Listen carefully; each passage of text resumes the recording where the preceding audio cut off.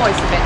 I will tell you about Belgrade bridges a bit. The most important one for us is the first one, Branko Bridge. It's not very pretty, it was built in the 50s. Before that we had a lovely bridge, it was in medieval style, built in the 30s. That was proven, detonated it by ourselves to slow down Nazi occupation of Belgrade. So now when you're going to parties, when you're crossing Branko Bridge, you will see the stone arches on the ground, which are parts of the old bridge from 30s, on top of which they built a newer one from 50s, not the less pretty one. Anyway, Branko Bridge is very important for Belgrade because it connects center of old and center of new Belgrade. And people thought this is going to be one of the first targets of NATO bombing.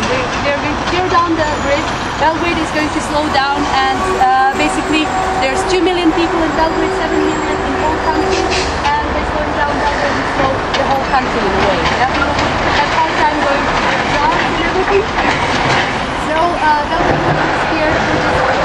During bombing you have three options what to do in Belgrade when you hear sirens. You have one type of siren when bombing is starting, and you have another type of siren when it finishes. Sometimes it's from 2 up to 7 hours between these two sirens, usually. First option was panic, run to your basement or official shelter somewhere around your house and be with other people who are panicking. Yeah? It is very stressful. Especially for kids, because you do what your parents do, of course, and it can be very stressful there. Second option was, if you think there's nothing military importance around you, you can stay at home and try to feel safe. Also, if you think there is something around your home, you can go to your relatives somewhere in a different part of the city or to smaller villages where there's nothing important, okay? This was usually a good method. But, for example, people who lived around Hotel Yugoslavia could never suspect that they're going to bomb a castle. Stuff like that was tricky. NATO was bombing just military targets, bridges, power plants, things like that. They were announcing to our government what they are going to bomb, and our government was not supposed to put that in media. Okay, why were they announcing? Because they were already breaking war rules when bombing Serbia. They didn't have United Nations Security Council approval to bomb Serbia, and also they kind of their premises is that they're going to attack a country which attacks one of the members of NATO, and that didn't happen in the case of Serbia. So they were breaking rules, they were trying to decrease the number of victims. Now, the third option in Belgrade was, knowing this, keeping this in mind, that they were trying to decrease number of victims.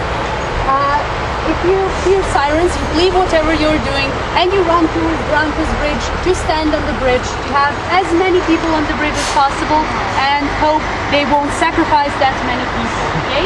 But you're a civilian, you're standing there, who knows what might happen. People were clearing targets on their t-shirts saying, "We are your target, not the bridge."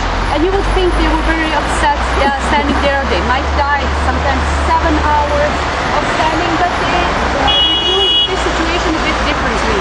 They brought trucks with loudspeakers and turned it into biggest parties ever to be seen. Okay. Yeah, people who were going there, I was 12 years old, so I was not there. Not partying yet, but people who were there, they say those were the best parties because they were not just partying for partying. They were partying for a good reason, for a cause. Also, if you stay at home, you feel like you're not doing anything for your city. You feel hopeless, yeah, and useless. If you go on a bridge, you feel better. And also, if you start to get depressed, there's always someone around you to lift your spirits, yeah? They say that friendships that were started there still last today because those were very special moments in those people's lives. Did NATO bomb any bridge? No, in Belgrade not, because French government vetoed Belgrade bridges. Okay, that came out, of course, many years later. But in all the other Belgrade cities, major cities, all the buildings were destroyed. For example, Novi Sad, second biggest city, all 4 bridges were bombed down.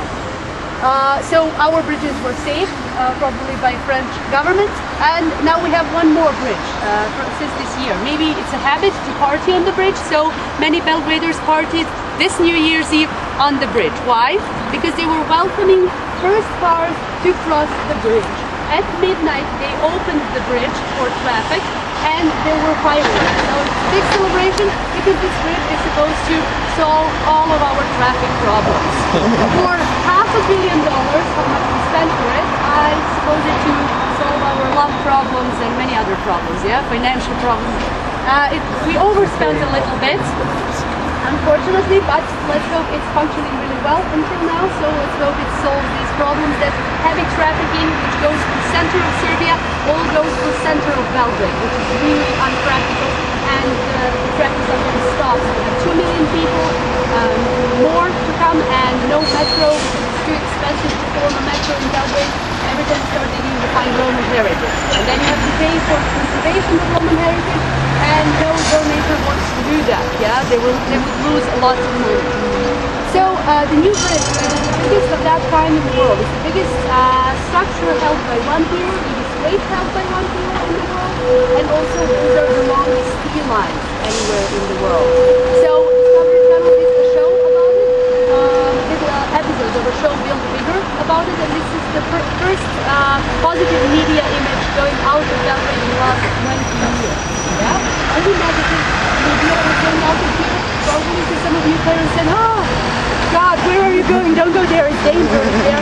But for fact, since year 2000, we had, when we overthrew the previous regime, Belgrade was a very safe city, because before that, in the 90s, we did have, for fact, lots of rallies in the center of the city. Sometimes it was not safe to go through the center, but now for already more than 12 years, Belgrade is a very, very safe place to be. You can wander around during the night, it's very safe to be here. Just don't, if you're sports supporters, don't be too loud, yeah? If a group of sports supporters comes, that can be a problem, but yeah, you're not. So maybe they misinterpreted us as a group of sports supporters. Anyway, the other positive media, the other positive image that we get is word of mouth. So you see there's 50 of you now. 5 years ago we had 1 hostel in Belgrade, now we have over 80 hostels. 2 years ago we had maximum 9 people or 10 on the tour. This is maximum now, okay?